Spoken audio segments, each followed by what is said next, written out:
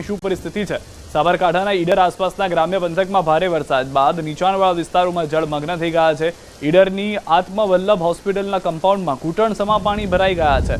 Hospital કમ્પાઉન્ડમાં પાણી જ દર્દીઓ અને દર્દીઓના સગાઓ આવન જાવનમાં હાલાકી ભોગવી રહ્યા છે। આત્મવલ્લભ હોસ્પિટલમાં ઈડર, વડાલી સાહિત્ય ગ્રામ્ય પંથકોમાંથી સારવાર અર્થે દર્દીઓ આવતા હોય છે। હોસ્પિટલ ખાતે GNM નર્સિંગ કોલેજ પણ કાર્યરત છે। પાણીના નિકાલની યોગ્ય વ્યવસ્થા ન હોવાને કારણે સર્જાઈ છે સમસ્યા। પાલિકા પ્રશાસન દ્વારા પ્રી મોન્સૂનના દાવાઓ કરવામાં આવતા હોય છે, પરંતુ તમામ દાવાઓ પોકળ સાબિત થયા છે। વેસ્ટ વિયરની લાઇન યોગ્ય રીતે સાફ ન હોવાને કારણે સર્જાઈ છે સમસ્યા। આજે વરસાદ પડ્યો તેના કારણે રોડ ઉપરથી પાણી આવી અમારા દિવાલ તોડી અને કમ્પાઉન્ડની અંદર પાણી ગયેલું છે અને પાણીને અમારા કમ્પાઉન્ડમાંથી બહાર નીકળી અને આગળ જઈ શકે એવી કોઈ યોગ્ય વ્યવસ્થા છે નહીં। એના અભાવના કારણે અમારી હોસ્પિટલમાં તળાવ ભરાઈ ગયું છે। આજે અમારા 25 આંખોના ઓપરેશન જે મફત કરીએ છીએ દરરોજ, એ આવેલા દર્દીઓને તારીખ આપેલી પણ પાછા ગયા છે કે આઉટડોર પેશન્ટ્સની પણ સેવાઓ બધી બંધ છે। બ્લડ બેંકમાંથી બ્લડ પણ અમારે આગળ બીજી યોગ્ય જગ્યાએ એને સ્થળાંતર કરવું પડ્યું છે। સાબરકાંઠા જિલ્લા સહિત ઈડરમાં પણ ધોધમાર વરસાદ વરસ્યો હતો।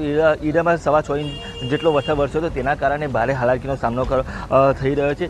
ઈડર ખાતે જે આત્મવલ્લભ હોસ્પિટલ આવેલી છે, તે હોસ્પિટલના જે કમ્પાઉન્ડ અને હોસ્પિટલ અંદર પણ વરસાદી પાણી ભરાઈ જવાને લઈને દર્દીઓ સહિત જે દર્દીઓના સગાવાલાઓને પણ ભારે મુશ્કેલીનો સામનો કરવો પડતો હોય છે। કહી શકાય કે જે ઢીંચણસમા પાણી છે હોસ્પિટલના કમ્પાઉન્ડમાં ભરાઈ જવાના કારણે આ પ્રકારની પરિસ્થિતિનો સામનો કરવો પડી રહ્યો છે। આ ઉપરાંત જે તંત્રની જે પ્રી મોન્સૂનની કામગીરી છે, પ્રી મોન્સૂનની કામગીરીના દાવા પર પોકળ ગયા હોય તેવું અત્યારે હાલ તો દેખાઈ રહ્યું છે।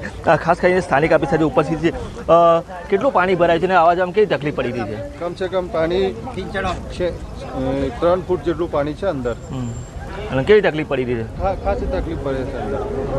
ચોક્કસ કે ખાસ કરીને હોસ્પિટલના અંદર ઢીંચણસમા પાણી, હોસ્પિટલ અંદર પણ વરસાદી પાણી ભરાવે એવું તો દર્દીઓ કહી રહ્યા છે। એટલે કે કહી શકાય કે જે તંત્રના જે દાવા છે, દાવા અત્યારે તો ખોટા સાબિત થાય એવું તો અત્યારે હાલ લાગી રહ્યું છે। ઈશાન પરમાર, ન્યૂઝ 18 ગુજરાતી, સાબરકાંઠા।